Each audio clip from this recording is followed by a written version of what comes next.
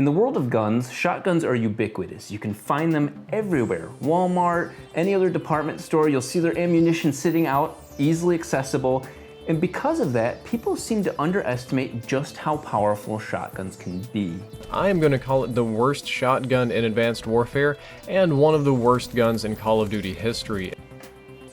Here is the Saiga 12-gauge semi-automatic shotgun, and this is 3 reasons why video games underestimate just how powerful this beast can be.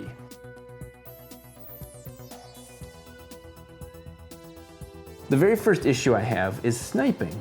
In modern video games, sniping is left up to the sniping class. You've got long-range rifles, but there is one game that used to do it right, and they of course balanced and nerfed that out. Battlefield Bad Company 2. This was my weapon of choice, and let me show you why in real life. Let's break it down. Take the scary magazine out, and look at this. This is a semi-automatic shotgun. Very straightforward, just based off an AK-47. This is a shotgun with a long, smooth bore barrel. The magic behind its range is this right here, a slug. Traditionally, you're used to seeing birdshot or buckshot out of shotguns, but slugs are a pretty nasty, long-range bullet or piece of ammunition. While shotguns are known for having their smooth bore, close range mentality, a slug will often have rifling on it to help with the rotational stability and giving you that range that's needed. Check this out. So here we are out at our testing facility, and the very first thing you're gonna notice, for those of you gun aficionados, this is an ACOG scope. The marking for the bullet drop on this is meant for an AR-15, so it doesn't exactly make sense, but it is a 4x scope, and you can, thanks to video game logic, put it on a Saiga 12 gauge. Let's go ahead and see if I can hit my own name.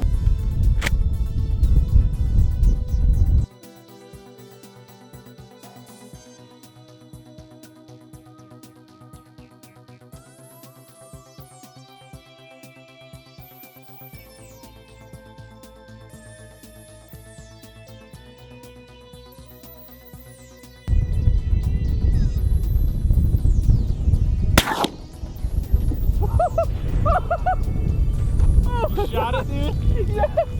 The second issue is a little bit more controversial, and we even covered it in the suppressor video as well. Damage. When people think of shotguns, they think of birdshot. They think of low gunpowder, tons of really small BBs, and ultimately not much damage. These 2 rounds will make you rethink just how powerful a shotgun is. On the right, we have a rifled slug, and on the left, steel shot, similar to buckshot. So you see I've removed part of the outer plastic, and this is probably my favorite one to disassemble. You see it is hollow, but it's still a very massive piece of metal with some rifling to stabilize the bullet in flight. Well, some of you might be saying, Rob, where's the double-aught buckshot? This is pretty close, at least for the sake of viewers. These are still steel BBs, and there are tons of them, but they're hidden behind a lot of gunpowder. So for damage, we're using double-aught buckshot. Not only 1, not 2, but 21 rounds of pure hell, all being launched all in one direction. So we'll see just how much damage can be done in one barrage of bullets. What more damage to a man's ego than putting a target where it matters the most? Here, you can hold this.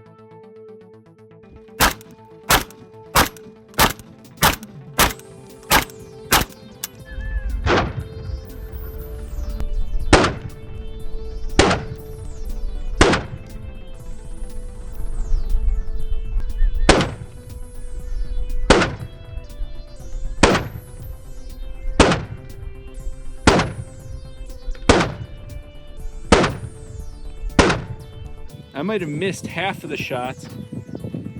I didn't miss enough.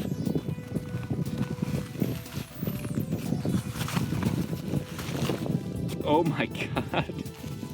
The third issue I have with shotguns in video games is the spread of the ammunition. Now I get it.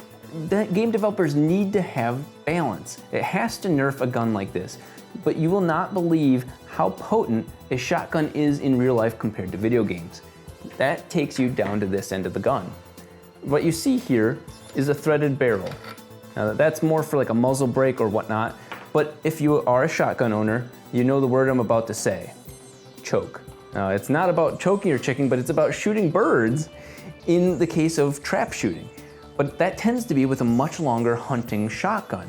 The rifle will be much longer than this 18-inch barrel. In fact, this one doesn't even have a choke. What is it? Well, it's a little inserted piece that goes at the very end of the barrel that does that very thing. It chokes down how wide of a spread that your ammunition will be once it reaches its target. The thing is, we're talking about almost 100 feet, if not way further, spreading it not too far. Check this out. In this game, standing in the same room, and it's taking up about half of that door, or half of that wall in spread with this very gun, the Saiga 12. In real life, well, check this out. While we aren't talking about exact distances here, you'll see that behind me, I've got a reasonably sized target. The fact is, comparing this to a video game, the size of the spread is completely different. I have both buckshot and birdshot just to see how different, if at all, there is in the size of spread. Let's see.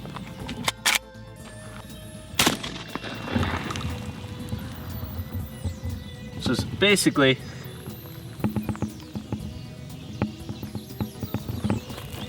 that's this big. So here's the same thing with birdshot, which would not be used in this sort of situation, but hey, let's see what happens.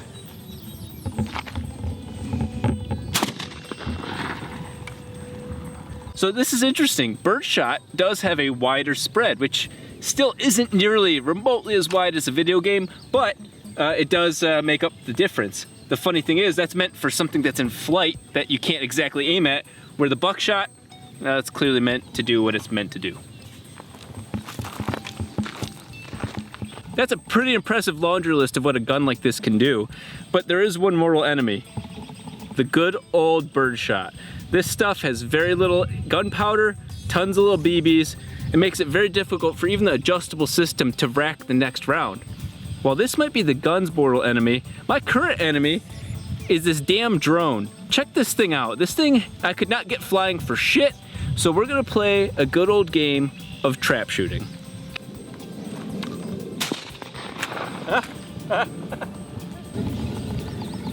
Since I think half the problem isn't the drone, but all these weird ass controls, this is going to.